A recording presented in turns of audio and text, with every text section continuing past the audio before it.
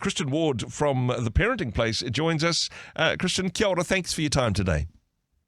Oh, morena, Andrew. Lovely to be here again. Now, this is an ongoing struggle, encouraging children to do chores and to help around the house. And honestly, it's not just free labor. It's not just saying, well, hey, if they do the dishes, I don't have to.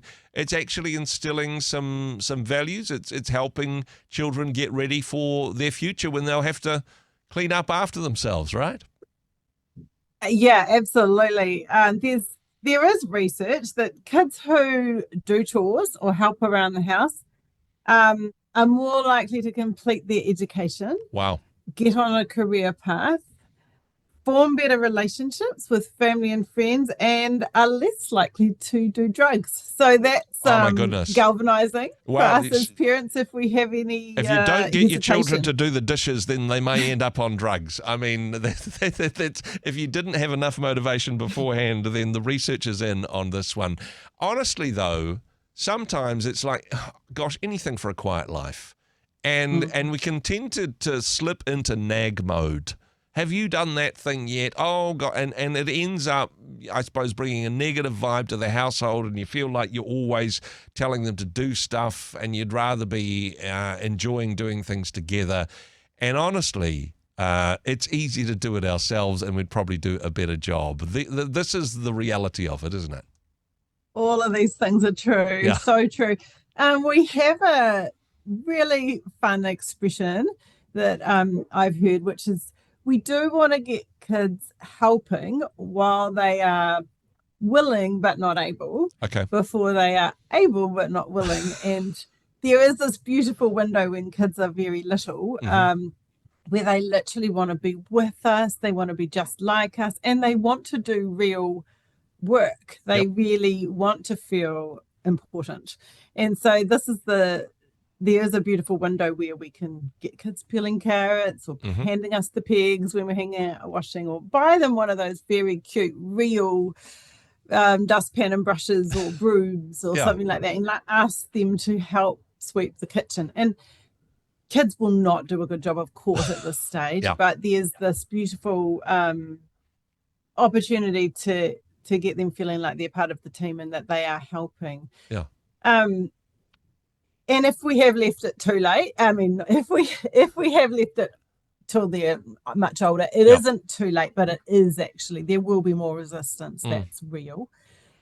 So yeah, it isn't something that children, it takes effort from parents to get children kind of up and running and helping around the house. One of the things I think is useful is language. I think it's good to move away from the word chores, which kind of sounds like drudgery. Yes, it does. It's boring. It's boring.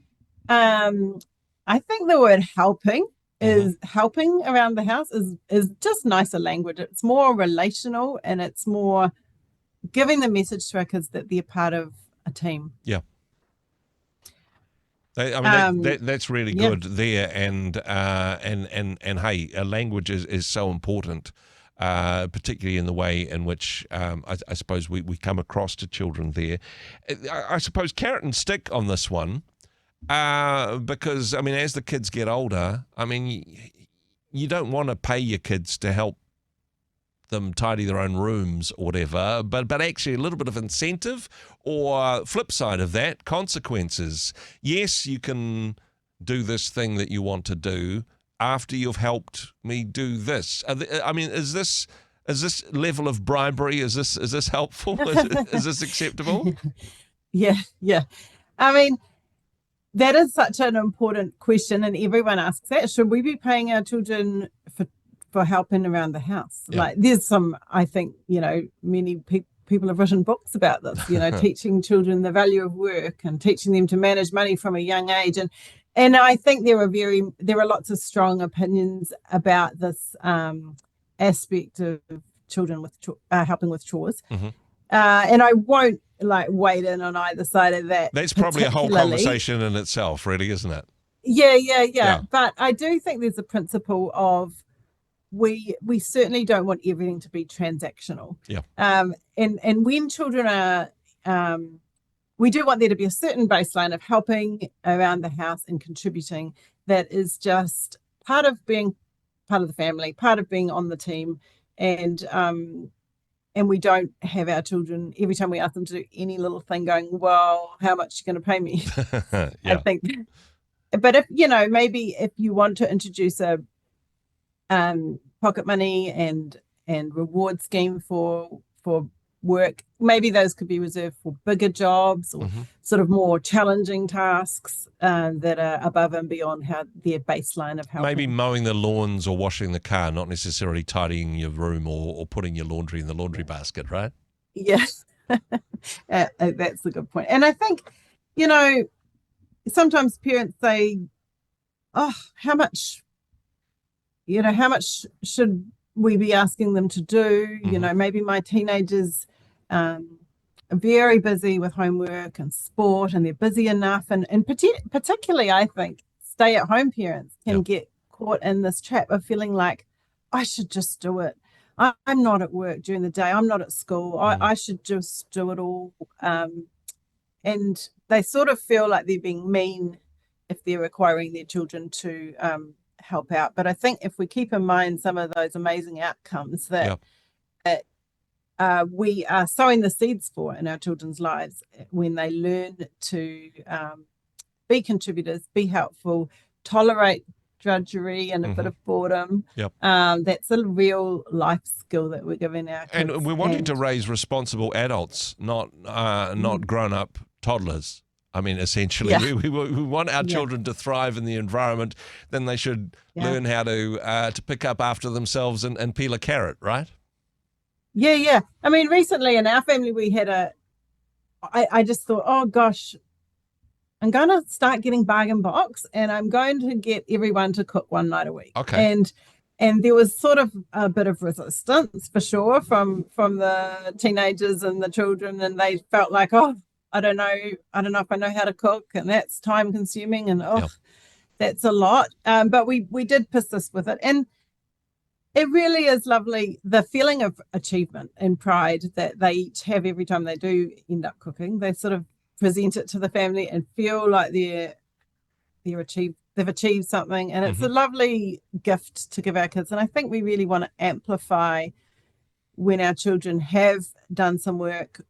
We want to kind of give them praise for their thoughtfulness or their helpfulness, or what a part of the team they are. And if they do something sort of spontaneous, like, oh, it's raining, I'll just get the washing off the line, like really amplify that.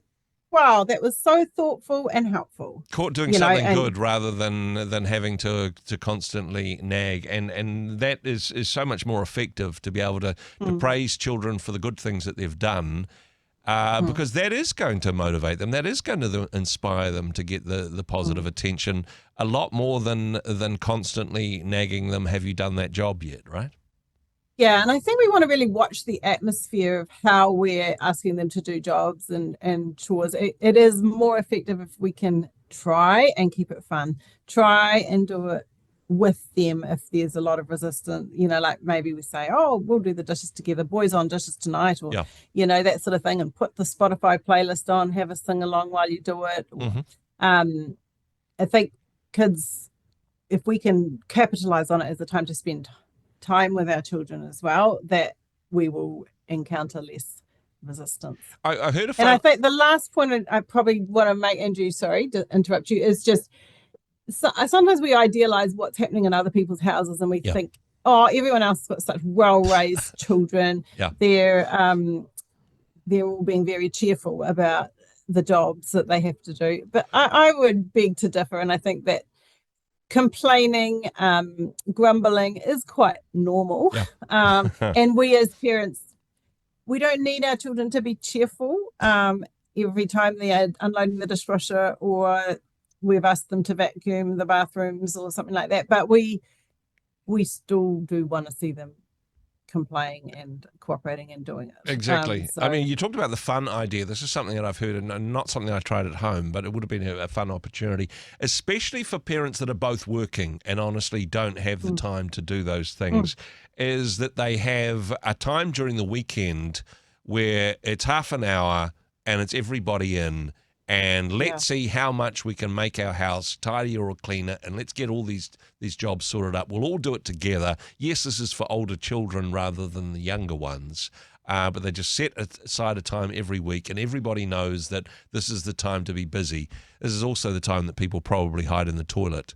But a great idea of working together to achieve team goals, I suppose. Yeah, we call it blitzing the house. Okay. We'll put on, like, I think kindergartens have the right idea. They have a cleaning song, or a song that, and it can be the children choose the 3 songs that we're going to clean for the duration of those 3 songs. Mm-hmm. And everyone is just working as hard as they can during that little short, manageable time frame that doesn't feel too overwhelming and boring. But we just kind of high energy, all in together, music on, let's go. And that's really good way of doing it, even from very young. Hey, this is some wonderful wisdom and advice, as always, and of course, plenty more of that available at theparentingplace.nz. Kristen, thank you so much for the work you do. I know this is officially your day off, so thank you for taking the time to join us, and thank you for the work that you do at Parenting Place. Kia ora. Oh, pleasure. Nice to talk, Andrew. Hey, thanks very much for joining us in the Rhema studio. Thanks very much for watching the interview. It's kind of nice to have an audience, actually. And if you did like what you watched, then do give us a like, do give us the thumbs up. And if you'd like to see more interviews like that one, or perhaps even better, subscribe and those interviews will come straight to you. Don't forget to turn on your notifications, and we'll see you in the next one. Cheers.